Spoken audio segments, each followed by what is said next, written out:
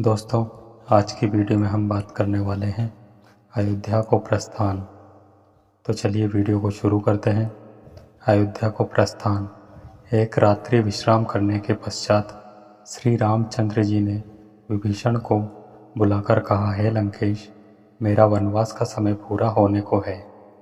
अब मेरा मन भरत से मिलने के लिए उद्विग्न हो रहा है। वे मुझे स्मरण करके दुखी हो रहे होंगे, इसलिए तुम ऐसा प्रबंध करो कि हम शीघ्र अयोध्या पहुंच जाएं। यह सुनकर विभीषण ने कहा, हे प्रभु, आप चिंता न करें, मैं एक ही दिन में आपको अयोध्यापुरी पहुंचा दूंगा। वैसे मेरी इच्छा यह थी कि आप कुछ दिन यहाँ रुककर मेरा आतिथ्य स्वीकार करते। जब श्री रामचंद्र जी ने वहाँ ठहरने में अपनी असमर्थता दिखाई तो विभीषण ने तत्काल पुष्पक विमान मंगाया, जो स्वर्ण से बना हुआ और नाना प्रकार के रत्नों से सुसज्जित था। रामचंद्र जी सब वानरों का उनके द्वारा दी गई सहायता के लिए आभार प्रकट करके सीता और लक्ष्मण के साथ विमान पर सवार हुए। सुग्रीव सहित सब वानरों और विभीषण ने भी उनके साथ अयोध्या चलने का आग्रह किया, तो उन्होंने कृपा करके सबको उसी विमान पर अपने साथ ले लिया। विमान आकाश में उड़ने लगा। रामचंद्र सीता को लंका सागर, सुवर्णमय पर्वत, हिरण्यनाभ, सेतुबंध किष्किंधा नगरी को दिखाकर उनका महत्व बताने लगे। बीच बीच में सीता हरण के पश्चात की घटनाओं का भी विशद वर्णन करते जाते थे। जब विमान किष्किंधा नगरी पहुंचा तो वैदेही ने सुग्रीव की भार्या तारा आदि को भी अपने साथ अयोध्या चलने का आग्रह किया। रघुनाथ जी ने विमान को वहां रुकवाकर सुग्रीव तथा अन्य युद्धपतियों से कहा कि वे शीघ्र अपने अपने परिजनों को, जो अयोध्या चलने के लिए उत्सुक हों, जाकर ले आए। श्री राम की आज्ञा पाते ही वे सब अपने परिजनों को बुला लाए। फिर विमान अपने गंतव्य की ओर चल पड़ा। विमान चलते ही रामचंद्र ने सीता को ऋषभमुख पर्वत दिखाया, जहां उन्होंने सुग्रीव से भेंट की थी। फिर उन्होंने शबरी की कथा सुनाते हुए पंपा दिखाया, जटायु के मरने का स्थान, महात्मा सुतीक्ष्ण तथा शरभ के आश्रम श्रृंगवेपुर आदि दिखाते हुए भरद्वाज मुनि के आश्रम पर पहुँचे। वहाँ उन्होंने विमान उतारा। भरद्वाज के मुनि के आश्रम में पहुंचकर उन्होंने मुनि को सादर प्रणाम किया और कुशल क्षेम के पश्चात अयोध्यापुरी भरत तथा माताओं के विषय में सूचनाएं प्राप्त की। फिर उन्होंने हनुमान से कहा, वानरराज, मैं चाहता हूं कि मेरे अयोध्या पहुंचने से पहले तुम अयोध्या जाकर पता लगाओ कि राजभवन में सब कुशल से तो है ना।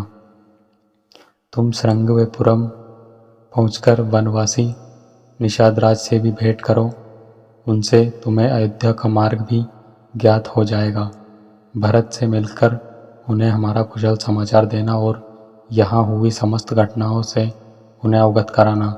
उन्हें यह भी बता देना कि हम लोग सफल मनोरथ होकर राक्षस राज विभीषण, वानरराज सुग्रीव तथा अन्य मित्रों के साथ प्रयागराज तक आ पहुँचे हैं। साथ ही भरत की मुख मुद्रा का भी सूक्ष्म अध्ययन करना। यदि उन्हें हमारा आगमन रुचिकर प्रतीत हो तो मुझे सूचित करना। ऐसी दशा में हम अयोध्या से दूर रहकर तपस्वी जीवन व्यतीत करेंगे। तुम शीघ्र जाकर उन्हें सब बता दो। प्रभु की आज्ञा पाकर हनुमान मनुष्य का रूप धारण कर तीव्र गति से अयोध्या की ओर चल पड़े। पहले वे गंगा और यमुना के संगम को पार कर श्रृंगवेरपुरम पहुँचे और वहाँ निषादराज गुह से मिले। उन्हें श्री राम का कुशल समाचार देकर वे परशुराम तीर्थ, बालुकिनी नदी, बरूथी, गोमती आदि नदियों को पार करते हुए नंदीग्राम जा पहुँचे। अयोध्या से 1 कोस की दूरी पर उन्होंने चीर वस्त्र और काला मृग चर्म धारण किए हुए दुर्बल भरत को देखा। वे तपस्यारत महर्षि के सदृश दिखाई दे रहे थे। भरत जी के पास पहुंचकर पवनपुत्र हनुमान ने दोनों हाथ जोड़कर उनसे निवेदन किया कि देव श्री रघुनाथ जी ने आपको अपना कुशल समाचार कहलाया है और आपका कुशल समाचार पूछा है। आप इस अत्यंत दारुण शोक का परित्याग करें, आप शीघ्र ही श्री राम से मिलेंगे। यह शुभ समाचार सुनकर भरत का हृदय हर्ष से भर उठा। उन्होंने बड़े उत्साह से पवनपुत्र को प्रेम पूर्वक अपने हृदय से लगा लिया और बोले, भैया, तुमने जो मुझे यह प्रिय संवाद सुनाया है, इसके बदले में मैं तुम्हें क्या दूं? मुझे कोई ऐसी वस्तु दिखाई नहीं देती जो तुम्हारी इस शुभ सूचना का उचित उपहार हो सके। फिर भी मैं तुम्हें इसके लिए 100 उत्तम गांव, 1 लाख गौएं और उत्तम आचार वाली स्वर्ण, रत्न तथा आभूषणों से सुसज्जित 16 कुलीन कुमारी कन्याएं पत्नी रूप में समर्पित करता हूँ।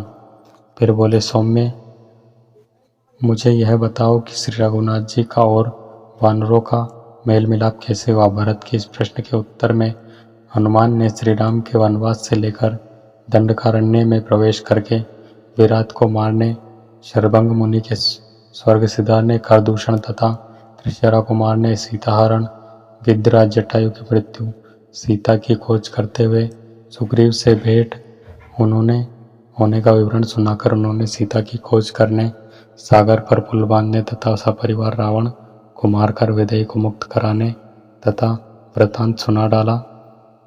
यह भी बता दिया कि अब रामचंद्र जी पुष्पक विमान से अयोध्या आ रहे हैं। तो दोस्तों, ये वीडियो थी संपूर्ण रामायण के युद्ध कांड भाग 25 अयोध्या को प्रस्थान। तो ये वीडियो आपको कैसी लगी कमेंट करके ज़रूर बताएं और वीडियो को लाइक, शेयर और ऐसी और वीडियोस के लिए बने रहे हमारे यूट्यूब चैनल के साथ। वीडियो में अंत तक बने रहने के लिए आप सबका धन्यवाद। जय श्री राम।